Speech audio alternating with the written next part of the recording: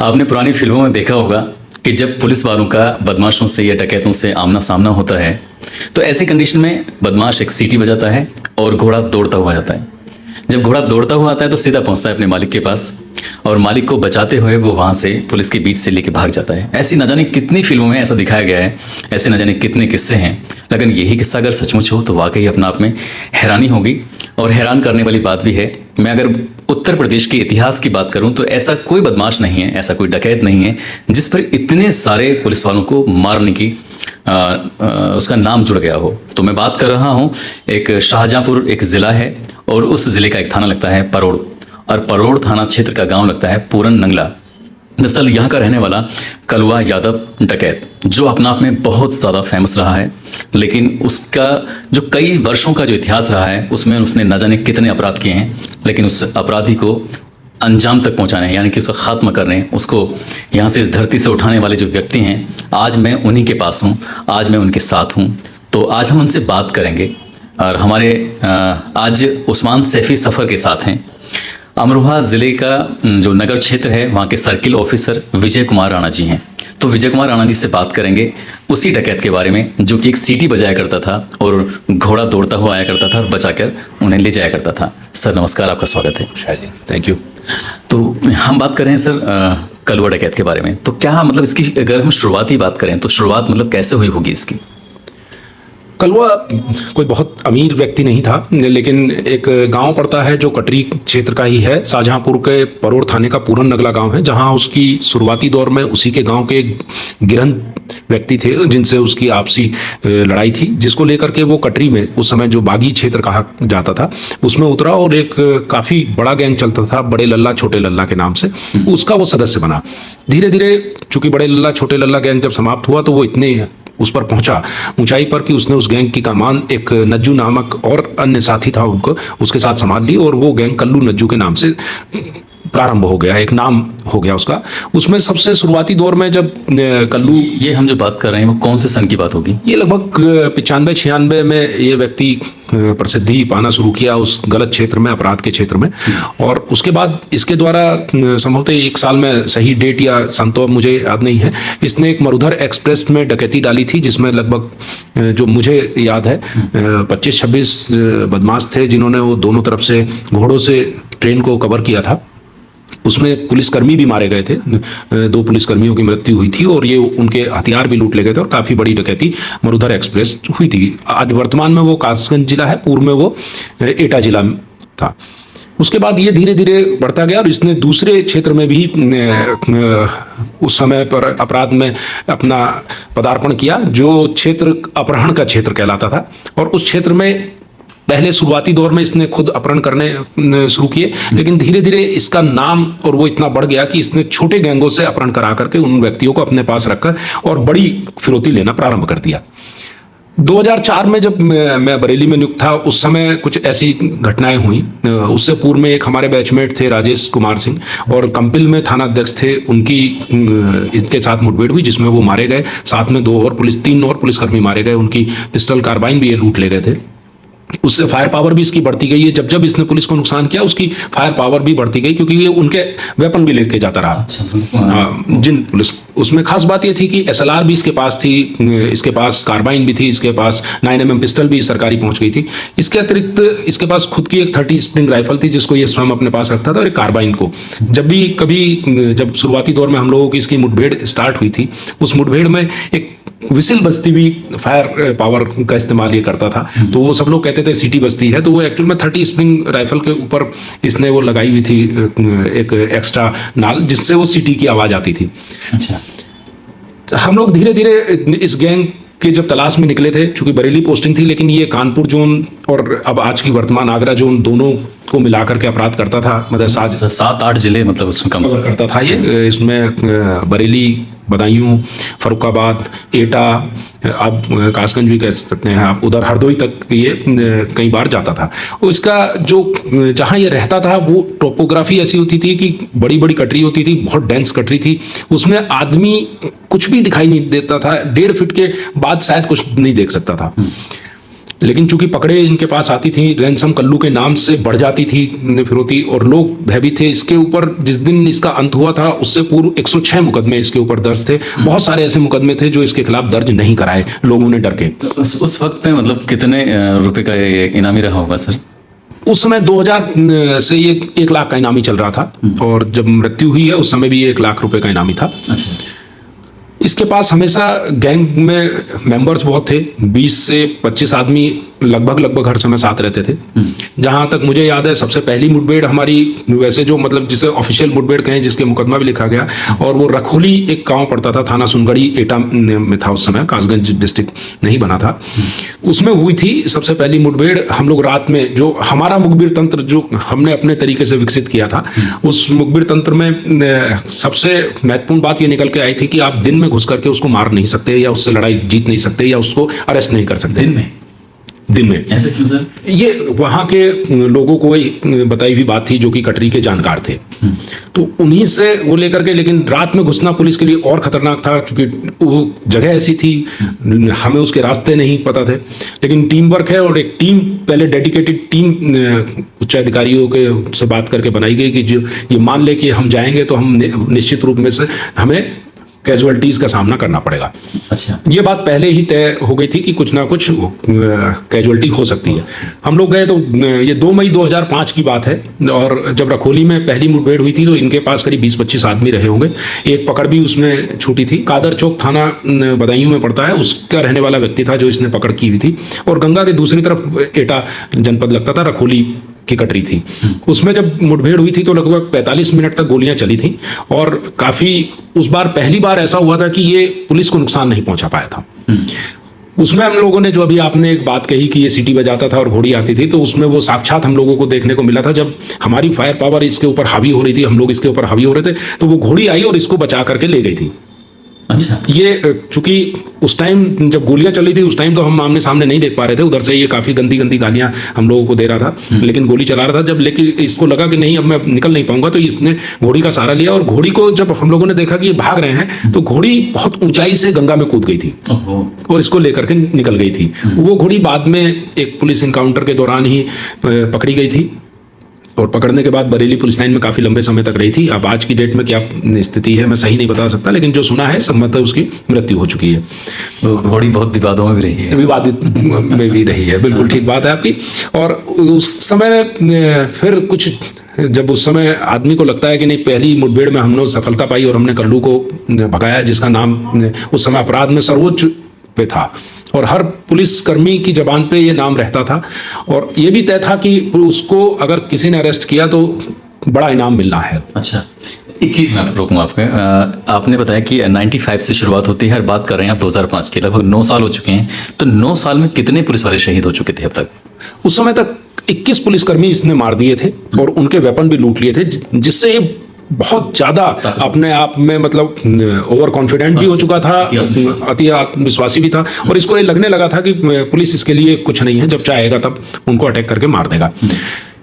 इस बीच में 2005 से लेकर के और 15 जनवरी 2016 तक, इससे हमारी 2006 तक तो कुल 5 मुठभेड़ हमारी इसके साथ हुई। 5 मुठभेड़ में हम लोगों को भी कुछ हल्का फुल्का नुकसान हुआ, लेकिन इसको हम लोगों ने काफी नुकसान किया। इसके गैंग मेंबर पकड़े भी गए और हो गए। 2006 जनवरी में इसने एक पकड़ की थी, बल्कि वो 2006 जनवरी नहीं, 30 दिसंबर 2005 की बात है। इसने 4 लोगों को, दातागंज क्षेत्र पड़ता है बदायूं में, जो बरेली के फतेहगंज पूर्वी से मिला हुआ था, एक फार्म हाउस से 4 किसानों को किडनैप किया फिरौती के लिए। वो किसान काफी पावरफुल थे, हरियाणा के रहने वाले थे, और उनका माननीय मुख्यमंत्री जो उस समय थे हरियाणा के, उनसे काफी अच्छा नजदीकी थी। उन्होंने शायद यहाँ माननीय मुख्यमंत्री जी से बात की थी, उसमें पुलिस को एक्टिव किया गया। हालांकि उस समय मैं थाना फतेहगंज पूर्वी से हटा करके मैं इज्जत नगर एक थाना था वहाँ पोस्ट कर दिया गया था। स्पेशली फिर मुझे वापस वहाँ अटैच किया गया कि उस ऑपरेशन के लिए। और इसको सौभाग्य कहिए कि जो भी इतने बड़े ऑपरेशन में लगाया गया, लेकिन मुझे इस बात का गर्व आज भी है कि उसके लिए लगाया गया, और हम लोग फिर लीड करके चलते रहे। उस एक दिन पहले शाम को हमारी इससे मुठभेड़ हुई, उससे 3 दिन पहले एक मुठभेड़ हुई, और हमने उसमें से एक व्यक्ति को बचा लिया। निकाल लिया था। जो किसान थे। उनका कहना ये था कि उन्हीं की निशानदेही पे ये बात आई कि इस तरीके से यहाँ पर रह रहे हैं। तो वहाँ एक टापू था काफी बड़ा, लगभग उसका एरिया होगा 3 से 4 किलोमीटर, और उसके दोनों तरफ नदी की धार थी। अच्छा। ठंड के दिन थे, और जिस दिन रात को ये ऑपरेशन होना था, हम लोगों ने एक दिन पहले कॉम्बिंग करने के बाद वो देख लिया था, और देखने के बाद उसके बाद हम लोग रात में लगभग 1 बजे के करीब जैसा कि हमारी जो मुखबिर तंत्र कहता था कि आप रात में ही सफल हो सकते हैं, हम रात में अंदर गए उसमें कटरी में, लेकिन उसे दुर्भाग्य सौभाग्य दोनों ही कहा जा सकता है कि कुछ भी दिखाई नहीं दिया। इतना कोहरा हुआ कि 1 सेंटीमीटर भी देखना मुश्किल होगा। तो दोनों, लेकिन रात में हम कुछ नहीं कर पाए। पूरी रात हम लोग रास्ता जो हम लोगों ने थोड़ा सा आइडेंटिफाई किया था, मार्क किया हुआ था, वो भूल गए। मॉर्निंग में सुबह 5 सवा 5 बजे दोबारा ही इस बात को सोचते हुए कि आज हम लोग इसको कहीं ना कहीं ट्रेस कर लेंगे। जब आगे चले तो ये बड़ी मजेदार वो है कि जहां वो ट्रेस हुए, एक लाइन में हमें 7-8 जगह लैट्रिन की भी मिली, और वो ऐसा लग रहा था सर्दियों में जैसे उसमें वो भाप सी हो रही हो। तो ये हुआ कि यहाँ कोई एक मतलब कहीं कोई ऐसा गिरोह है या कोई ऐसे मतलब समूह है जो 7-8 लोग साथ हैं। तो हम उसके आसपास फिर बहुत ही धीरे धीरे आगे बढ़े, और आगे बढ़ने के बाद उनको, लेकिन उसके बावजूद चूंकि वो जमीन पे बैठे थे, हम जो 13-14 व्यक्ति थे, उनकी थाप उन्हें संभवतः लगी, और उन्होंने ये जोर से कहा कि गाली देते हुए कि आ गए, गाली का इस्तेमाल उन्होंने किया। लेकिन उस दिन हम लोगों ने ये तय कर लिया था कि अगर किसी भी कीमत पे आज हम यहाँ से वापस लौटेंगे तो इसको पकड़ने के बाद ही लौटेंगे। वहाँ एक चूल्हा इन्होंने बनाया हुआ था जिस पर ये अपना खाना बनाते, तो हम चूल्हा ऊंचाई पे था और इनके रहने के स्थान नीचे। जब हम चूल्हे के पास पहुंचे तब तक उसने फायरिंग स्टार्ट कर दी। अच्छा। लेकिन शायद वो हमारे डायरेक्शन को नहीं देख पाया, और हम लोगों को ये अंदाजा था कि ये उस जगह पे फायरिंग स्टार्ट हुई। फायरिंग स्टार्ट होते ही विदिन 5 सेकेंड्स एक आवाज आई बहुत तेज, तो ये लगा कि किसी को गोली लगी। और वो चूंकि ये पहली बार बस्ट, हम पहले 5-6 मुठभेड़ कर चुके थे, तो ये पहले कार्बाइन का बस्ट मारता था या 30 स्प्रिंग, तो वो दोनों ही चीज बंद हो गई। तो उससे हमें ये लगा कि संभवतः कल्लू को गोली लगी। किसी ने उसकी शक्ल नहीं देखी थी, कोई उसको पहचानता नहीं था। अच्छा। लेकिन जब ये हुआ तो हम तेजी से, मेरे साथ एक और हमारे साथी थे, भूपेंद्र सिंह, उस समय IPS अधिकारी, इस समय ADG जोन लखनऊ हैं, वो सब लोग थे। ये हुआ कि हम लोग कूद करके अंदर एंटर करेंगे। अच्छा। हम लोग कूद करके आगे को बढ़े, तो वहां जैसे ही 10 कदम आगे बढ़े तो एक बहुत बड़े एरिया में ब्लडी ब्लड था, और उसमें 9mm कार्बाइन के छोटे छोटे कार्टेज पड़े थे, खोखे भी थे। तो एक लगभग आइडिया हुआ कि गोली संभवतः उसको लगी है, इसीलिए वो इतनी तेजी से भाग गए हैं, क्योंकि कल्लू भागता नहीं था जल्दी। अच्छा। तो जब वहां से हम लोग चले तो उसका हम पीछे चले जिस डायरेक्शन में हमने ये अंदाजा लगाया, लेकिन हमें काफी दूर तक वो नहीं मिला। तो हम वापस वहां आए और वो जगह फिर से देखी और चारों तरफ देखा, तो वो ब्लड ट्रेल साइड में नीचे गई हुई थी। नीचे बहुत गहरा गड्ढा था, उसमें चले तो हमें मुश्किल से 5 कदम पे एक कुल्हाड़ी और एक कंबल मिला। तो हमने वही रास्ता पकड़ करके और ऊपर की तरफ भी फोर्स चलाई, और फायरिंग उधर से बीच बीच में से फायर कहीं से की जा रही थी। ये तो नहीं पता वो कर रहे थे या उनके और साथी थे जो दूसरे लोग कर रहे थे। थोड़ा सा और आगे बढ़े तो एक हमें दुनाली बंदूक मिली, इंग्लिश, वो पड़ी हुई थी। तो उससे ये लगा कि गैंग इसी रास्ते पर भाग रहा है। थोड़ा और आगे गए तो हमें धार आ गई, धार में ब्लड मिला हमें। तो हमें मतलब पहली हमारी ये लगी कि ये लोग भाग गए हैं संभवतः। लेकिन फिर हम वापस आए और वापस आकर के दोबारा सर्च किया तो एक व्यक्ति, एक उन्होंने झुंड सा बनाया हुआ था, उसके ऊपर बांध दिया। तो वहां उस टाइम तक उसमें जान थी उस व्यक्ति में, तो उसके पास से एक पिस्टल थी और वो हल्का सा कंबल सा उसको उड़ा रखा था। वो जब हमने उसको देखा तो उसके यहाँ पर बाएं आंख पर कुछ निशान था और एक हाथ में कुछ लिखा हुआ था, और उस पे हनुमान जी की मूर्ति लगी हुई थी पिस्टल पे। तो उसको देख करके हमें अंदाजा हुआ, तो हम लोगों ने कॉल किया कुछ लोगों को, खासतौर से सबसे जरूरी आदमी वही था गिरंद, जो जिससे इसकी बेसिक वो थी पहचान रखते थे। हाँ, जो मतलब जिससे इसकी मूल लड़ाई थी। तो वो लोग भी आते हुए समय लगा, और एक जो लोकल एक और व्यक्ति आ गया, उसने आके बताया कि नहीं यही कल्लू है। तो फिर जब उसने आने के बाद ही पुष्टि की कि यही कल्लू है, और वो मारा गया। उसको एक गोली लगी थी, यहाँ पेल्विका हड्डी होती है, और उससे जाने के बाद वो 2 टुकड़ों में बट करके मतलब ऊपर चली गई थी, एक एब्डोमेन में। उस टाइम टाइम तक वो बोलने की स्थिति में नहीं था, लेकिन जब तक अस्पताल ले गए उसकी डेथ हो गई थी। तो इस तरीके से इसका, उसमें जो बाकी जो साथी थे वो भाग चुके थे। हाँ, वो बाकी साथी भाग गए थे, लेकिन उसमें भी किसी को गोली लगी थी, चूंकि नहर जो नदी थी उसमें भी ब्लड था। अच्छा। पर हम लोग उस तरफ नहीं गए, चूंकि हमें पहला ये था कि वहाँ की ही सर्च लेनी थी। तो जो इनका सामान था और वो था, वो सारी चीज़ें हम लोगों ने कब्जे में ली थी। और फिर 2 दिन तक बल्कि वहाँ काम्बिंग होती रही आगे भी। और उसके बाद जो और गैंग के मेंबर्स थे इनके, जिनको हम लोग आइडेंटिफाई कर चुके थे, उनके पीछे लगे रहे। फिर ये गैंग, एक दूसरे व्यक्ति था नरेसा धीमर, उसने टेक ओवर कर लिया था। उससे 2008 में हमारी मुठभेड़ हुई, उसमें हमारे कांस्टेबल मारा गया। उस टाइम भी 2 पकड़ उनके पास थी, उनको हमने छुड़ाया था। ये चचुआपुर जगह पड़ती थी। और उसके बाद उसको भी हम लोगों ने कुछ टाइम बाद एक और मुठभेड़ में वो मारा गया था, नरेसा धीमर। उसके ऊपर भी 50,000 रुपए इनाम था। और वो भी कल्लू के साथ, वो कल्लू के ही गैंग का मेंबर था। कल्लू के साथ 15 मुठभेड़ों में वो भी वांछित था। 15 पुलिसकर्मी के मारने में वो व्यक्ति भी वांछित था। तो उनके बाद से कटरी ऑलमोस्ट खाली हो गई थी। इस बीच में कहीं और हमने राम खिलौना और वो जो कटरी के बदमाश थे, इनके इनकाउंटर हुए, इनके साथ मुठभेड़ हुई, ये मारे गए। तो कुल मिला के 15 जनवरी 2006 को कलवा डकैत का हमेशा हमेशा के लिए चैप्टर बंद हो जाता है। और इसके बाद जाहिर सी बात है कि कलवा डकैत ने उस इलाके में जहाँ पर वो बदमाशी करता था, तो कितने लोगों को उसने परेशान किया होगा। जब ये बात सरकार तक पहुँचती है, जब ये बात उच्च अधिकारियों तक पहुँचती है, तो उसके बाद कुछ ना कुछ तो रहा होगा। सर, ये पुरस्कार तो जरूर मिला होगा कुछ ना कुछ आपको, इसके बारे में क्या बताएंगे? बिल्कुल, उसके बाद हम लोगों का आउट ऑफ टर्न तुरंत ही एक पद बढ़ा करके हमें नियुक्त कर दिया गया। मैं उस समय सब इंस्पेक्टर था, इंस्पेक्टर की नियुक्ति कर दी गई मेरी।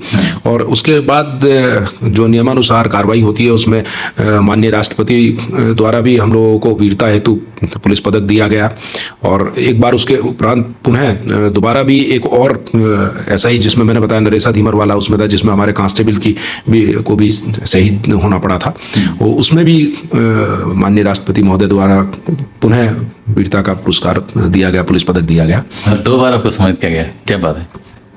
तो बाकी तो टीम वर्क है, लेकिन टीम वर्क में जो लीड करता है उससे ज़्यादा वो हो जाता है, इसमें कोई शक नहीं। लेकिन वो एक बहुत अच्छा वो रहा, एक्सपीरियंस भी अच्छा रहा। और कुछ देखिए, हर चीज़ के लिए ऊपर वाले का साथ होना भी ज़रूरी है। क्योंकि जब गोलियां चली तो एक ही गोली काफ़ी होती है, लेकिन वो मुझ तक नहीं पहुंची। ये मेरे भाग्य का भी हो रहा है। कलवा तक पहुँच गई। हाँ, कलवा तक पहुंची। ये बहुत शानदार मुलाकात रही है सर से। और वाकई मैं आपको बताऊं, जब भी जैसा नाम है वैसे काम है। विजय तो विजय ही प्राप्त कर लिया आपने कलवा पर। और जब भी डीएसपी साहब का नाम लिया जाता है तो कलवा यादव का नाम, कलवा डकैत का नाम के साथ जुड़ जाता है। तो ऐसे ही मैं उनका धन्यवाद दूंगा जिन्होंने मुझे यहाँ तक सर से मुलाकात कराई है। और आपको ये स्टोरी कैसी लगी है आप ज़रूर बताइएगा कमेंट करके। अपना ख्याल रखें, सुरक्षित रहें। जय हिंद, जय भारत।